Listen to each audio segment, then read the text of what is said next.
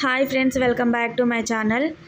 మన channel first time కనుక చూస్తే లైక్ చేసి సబ్స్క్రైబ్ చేసుకోండి. ఓకే ఫ్రెండ్స్, ఈరోజు అయితే సింపుల్గా టేస్టీగా తోటకూర ఎలా ప్రిపేర్ చేయాలో చూపిస్తానండి. మీకైతే పిల్లల నుంచి పెద్దల వరకు చాలా ఇష్టంగా తింటారు. అలాగే తోటకూర ఆకుకూరలు తినని వాళ్ళు ఉంటారు కదా, వాళ్ళకి ఇలా చేసి పెట్టండి, చాలా ఇష్టపడి తింటారు. ముఖ్యంగా అయితే పిల్లలకి ఆకుకూర మనం చేసి పెట్టలేం కదా, ఇలా అయితే చేసి పెట్టండి, చాలా టేస్టీగా ఉంటుంది. ఓకే ఫ్రెండ్స్, ఇంకా ప్రాసెస్ అయితే చెప్పేస్తాను.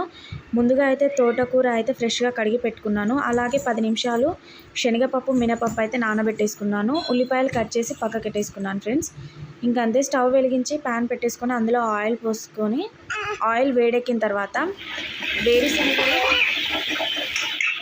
శనగపప్పు అవైతే వేసేసుకొని వేగిన తర్వాత కొద్దిసేపటికి ఉల్లిగడ్డ వేసేసి అలాగే అందులో కరివేపాకు కూడా వేసేసుకున్నాను. ఇంకా కొద్దిగా వేగిన తర్వాత అల్లం పేస్ట్, పసుపు వేసుకొని మరి కొద్దిసేపు వేగనిచ్చుకుందాము. కొద్దిసేపు అయిన తర్వాత ఆకుకూర వేసేసుకుందామండి. తోటకూర వేసుకొని కొద్దిసేపు అయితే మగ్గనిద్దాము. ఏం లేదండి, చాలా సింపుల్ ప్రాసెస్. ఇంకా అంతే, తోటకూర వేసిన తర్వాత కొద్దిసేపు ఒక 10 నిమిషాలు అయితే మగ్గనిద్దాము. 10 నిమిషాల తర్వాత చూడండి, ఇలా మగ్గిపోతుంది. మగ్గిన తర్వాత ఇంకా టమాటా వేసుకొని మరి కొద్దిసేపు అయితే మగ్గనిద్దాము.